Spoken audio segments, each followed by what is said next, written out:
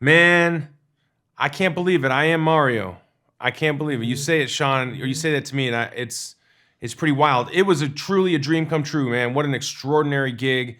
I grew up loving the Super Mario Brothers, getting an opportunity to help create that voice with the directors and Michael and Aaron and myself, kind of rolling up our sleeves and figuring out what this guy sounds like, what the movie version of this guy sounds like. It was a lot of fun. It was really challenging and incredibly rewarding.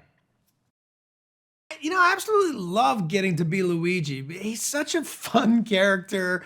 His sort of nervous tendencies, his great big heart. It was a good character to play, and I just had so much fun doing it.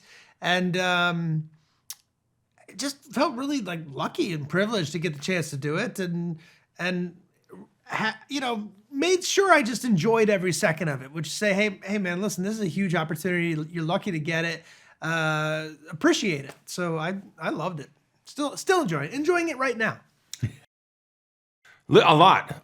Yeah, I had a lot of leeway to improvise and to colloquialize, and really that's sort of the beauty of this medium is you're not they're just rolling audio, and you can just say a million different versions of the same line, and you know what the character's trying to say, and so you can say what's written, you can say what's not written to attempt to get that meaning across, and really you just throw a million things at the wall and you see what sticks. And then when they cut together a little bit of the movie and show it back to you, they say, okay, this is the stuff that's really working, let's work in this area. So you're constantly refining, and constantly the voice is constantly evolving, and you get immediate feedback from like your previous sessions to determine which tone is right and which sound is right, or how much of the accent is right. And so it was a real challenge, and man, I loved it. I hope we can do some more.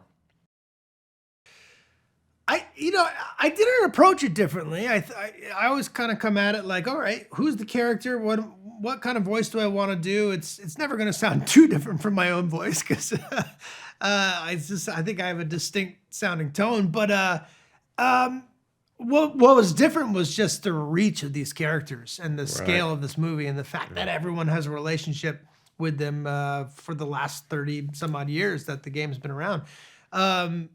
Which I think occurred to me a little bit after the fact, and I'm glad that it did, because I might have gotten nervous.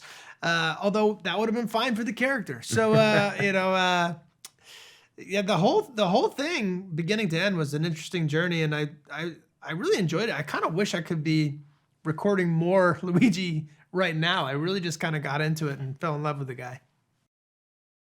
Being a fan of the game certainly had an effect on the way that I saw the movie when it was cut together. And I think, just knowing the music, knowing the beats, being able to pick out all the Easter eggs, knowing all of these characters, that's a big part of the joy of this film watching experience.